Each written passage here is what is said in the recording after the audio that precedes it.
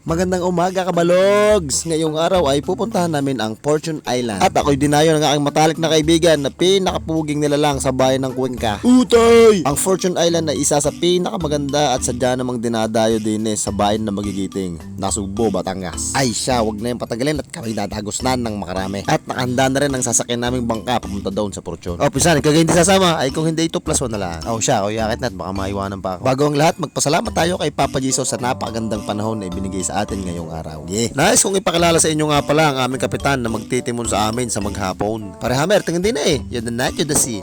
Ano pang hinihintay? Arat. At tayo mag-island hopping. Ay, walang ginawang pamangkin ko labas laging pang mais Ang biyahe ng aming sinasakyang bangka mula sa baybay ng Nasugbo hanggang Fortune Island ay aabutin ng higit kumulang 1 oras. Ay kung mamalas-malasin at may checkpoint sa Sapaw at saka sa daang barko ay titigil muna tayo. Tutoy ba to? Itabi mo muna at ako iihi. Kita nyo gayon, may cargo ship. Kung kami napabagal-bagal ay durog sa amin yan kung nagbanggaan. Hangiyod ay di makalipas ang ilang patalastas ay unti-unti na naming nababanaag ang bundok ng Fortune. At arin na nga, kaganda Ang huling punta ko din ay 7 years ago pa. Hindi ako nagkakamali, kasagsagan pa ng love team ni Percy at ni Sweet. Baligar din lang na makalabo ang tubig din sa Fortune Island. Huwag kayo pupunta din hindi din masarap maligo. Kaitim ng buhangin, parang chocolate ang tubig. Ay di kayo na humusga. Balik ko mapapansin nyo, napakalakas ng current ng water beside the shore. So we have to be very careful. Absolutely, definitely. Is it done? Alay, naging panana. Kapag garning kalalakasan ng mga kalakataw ay kailangan buhatin ang mga bata.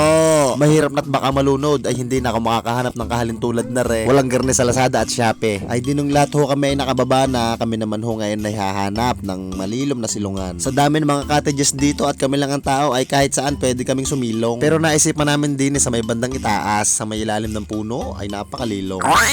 Hindi kami nakapesto na. Ari nga palang aming mga baon. Kanin, nasa plastic lang. At garni lang ang aming ulam. Simple lang, binila sa tindahan doon sa looban. Sinayang natulingan. Spaghetti binalot. Siyempre, pag may spaghetti, may pansit. Binalot din. Hindi mawawala ang paboritong kakanain. May puto, kutsintae. Yan, may buko na rin sa loob. And of course, ang paborito kong bibingka. Hindi pwedeng mawala, are. Kain ho tayo bago tayo magsiligo. At dahil kami mga Boy Scout, are, wala kami mga dalang plato. Kaya sa plastic na lang ang kakain. Lahat ho kami din na cowboy, bawal ang marte. Tulad ba ng bayo opa ko na, are. Napaka-cowboy din. Ay, di kami maliligo na. At bago maligo, magpahid ng sunscreen para hindi manabog ang balat. Lalong-lalo na mga bata ay kailangan pahidan at baka magka-sunburn. Ano ba, ari, tawa ng tawa? Gusto matusok ng pardible. Ay siya, tara maligo. Talon na. Abay, wag naman diyan. Kalampag ka diyan, walang tubig. Di kita maliligo sa ibaba. Linsyak na, utoy, pagkakainit. Wari ko, pagbalik natin ng barko ay mapagkamalan tayong pana. Ay di are, garne ang bakasyon. Ngayon lang uli nakapaligo sa garneng kalamig na tubig. Dahil sa totoo lang, kapag ako'y naliligo ng tabing dagat, hindi garneng kapresko. Ibang-iba ang daman ng tubig din ay pagkakasarap magbabad. Ay siya, dyan ho muna kayo at ako'y maliligo muna at ngalay na rin ho ako magsalita.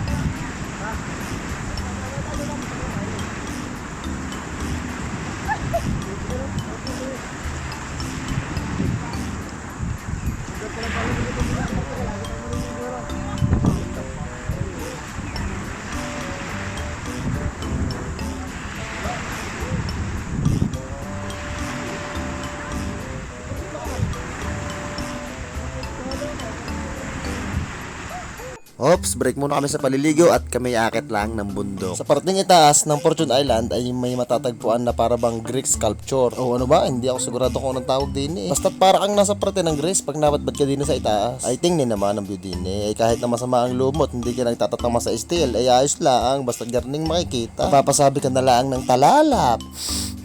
Pagdating naman namin sa itaas ay may sila utoy manghang-mangha sa taas ng bangin na ari. Kakoy utoy, din ang talunan pag-aahon mo yung langit na. Sadyang baliw lang ang tatalon diyan. Moving forward, kami nila utoy dadagos na doon sa tunay na talunan. Hindi naman kataasan at hindi naman kababaan. Sa madaling salita ay katamtaman lang. Ari ang Fortune Island. Sa likod na rin ay matarik na talampas at sa harapan naman ay beachfront. Pero kung gusto mong lumusot sa ilalim ay pwede naman. Barobat, ay huwag kayong magulo, nababa na ang Katniel. Say hi muna kay Apa. How are you up there? Do you need help? Of course na. Yan sa'yo. Tayo tatalon na. Manood kayo ha. May bato yata di dyan.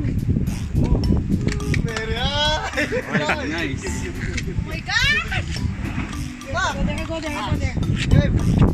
Pinaka... Ay! Yan yun. Galing. Tay, pasado ka na sa BT! Bakit pumulutang siya? Galing. Rot, kinikisig ako. Kinikisig ka. Upo ka muna.